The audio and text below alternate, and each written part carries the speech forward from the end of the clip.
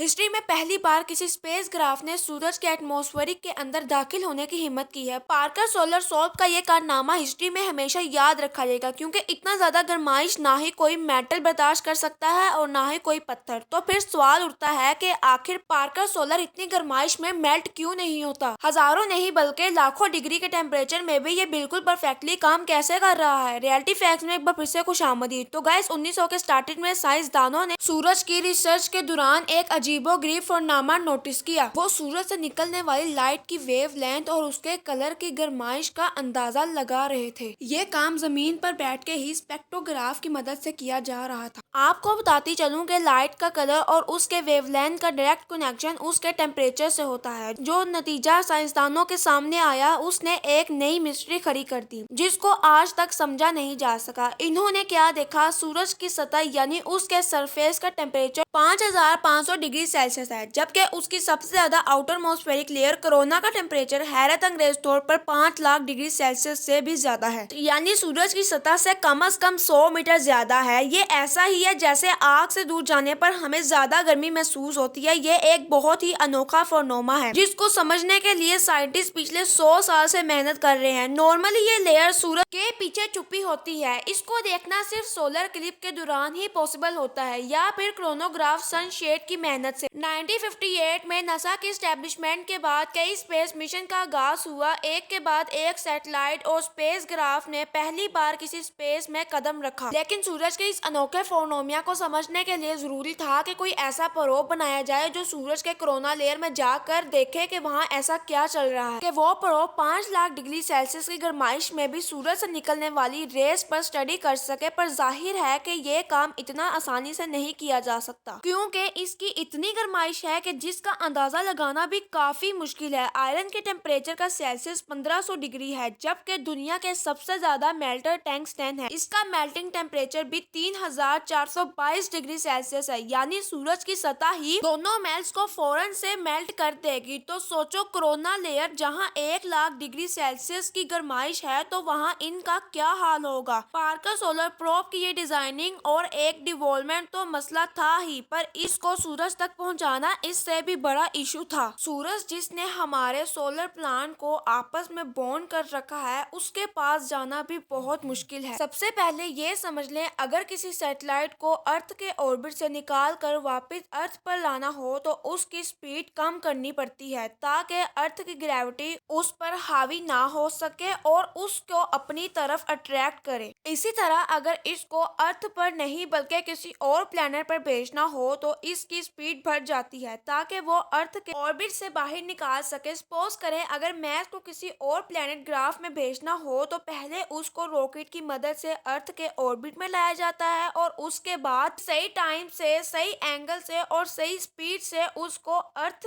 के ऑर्बिट से निकाला जाता है। अर्थ के ऑर्बिट से स्पेसक्राफ्ट को निकालना बहुत मुश्किल है। रॉकेट की मदद से वो अर्थ तक तो आ गया, अब यहाँ पर रॉकेट नहीं होते, लिहाजा स्पेसक्राफ्ट में ही लगे छोटे रॉकेट इस्तेमाल करके इसकी स्पीड आराम से ज्यादा करके इसको ऑर्बिट से निकाला जाता है। मैच क्योंकि अर्थ से सूरज के मुकाबले में बहुत पास है, इसलिए जिस एंगल में स्पेसक्राफ्ट को लॉन्च किया जाता है वो एंगल इतना ज्यादा नहीं होता, लेकिन सूरज और अर्थ के दरमियान का डिस्टेंस 150 लाख मिलियन है और अर्थ के ऑर्बिट से निकाल कर इसको सूरज के ऑर्बिट में डालने के लिए एंगल भी बहुत बड़ा चाहिए होता है। और जाहिर है एनर्जी भी। इतनी ज्यादा एनर्जी और पावर वाला रॉकेट आज तक इस दुनिया में बनाया ही नहीं गया। नासा के साइंटिस्ट ने फैसला किया, पार्कर सोलर को सूरज पर भेजने से पहले वेन्स भेजा जाएगा। वेन्स हमारे सोलर सिस्टम का दूसरा प्लैनेट था। ग्रेविटी को इस्तेमाल करके पार्कर प्रोब की स्पीड ज्यादा की जा सकती है, लेकिन यहाँ एक मसला था, और मसला ये था कि वेन्स एक छोटा प्लैनेट था और इसी वजह से इसकी ग्रेविटी भी कम थी। जितना स्पीड पार्कर प्रोब को सूरज के पास जाने के लिए रिक्वायर्ड थी, उसके लिए जरूरी था कि वो वेन्स के पास 24 बार चक्कर लगाए, तब जाके वो सूरज की क्लोजिंग पॉइंट तक पहुंच सकेगा। 12 अगस्त 2018 पार्कर सोलर प्रोब को केप कनावरल एयरफोर्स स्टेशन से लॉन्च किया गया। इस मिशन के लिए नासा ने 8 सालों का टाइम प्लान किया है। सूरज के सबसे क्लोज पॉइंट तक जाने के लिए वेन्स का सहारा 24 बार लिया जाएगा। हर एक चक्कर में 37 घंटे ऐसे होते हैं जिसमें सूरज पर रिसर्च करने का मौका मिलता है, यानी टोटल 8 सालों में प्रोब सूरज पर 900 घंटे की रिसर्च कर पाएगा।